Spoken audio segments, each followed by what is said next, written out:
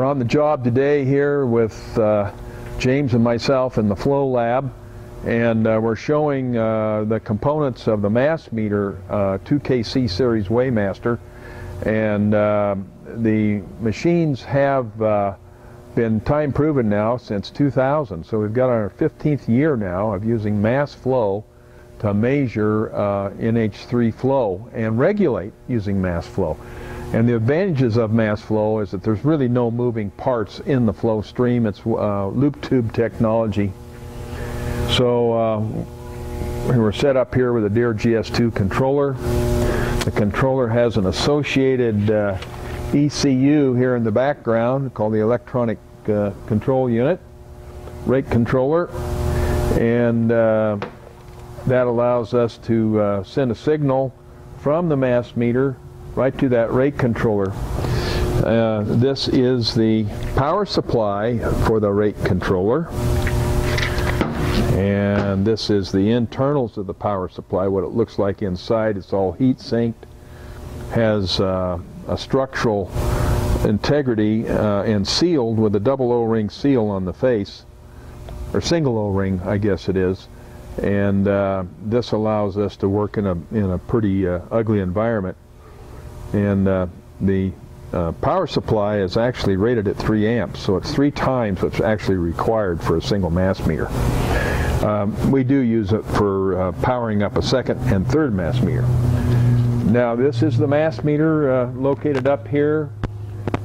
This model is a 9703, and it was built between 2000 and 2008. And this particular unit has been excellent over time. It's worked very, very well.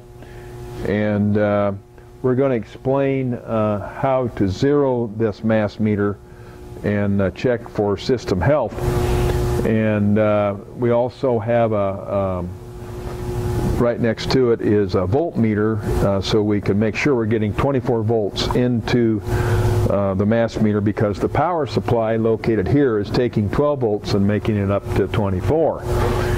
And so these coils are vibrating down inside the mass meter right now, and it's ready to weigh the material, and it's blinking at us on this little LED right here, and this LED is indicating system health. If it blinks 1 time per second, we're in great shape.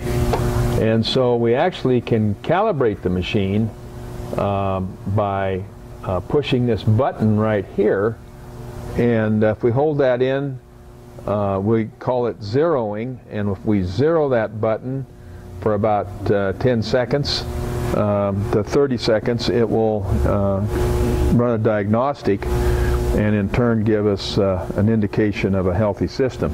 So James, you want to go ahead and push that in?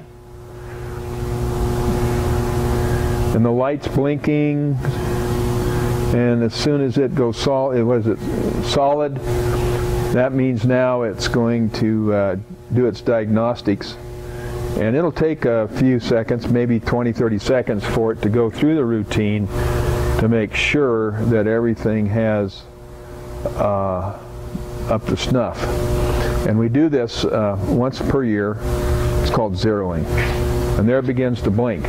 Now we did make one mistake here, didn't we, when we set this up? Yeah, we did make a mistake. We forgot to turn off the ball valve here.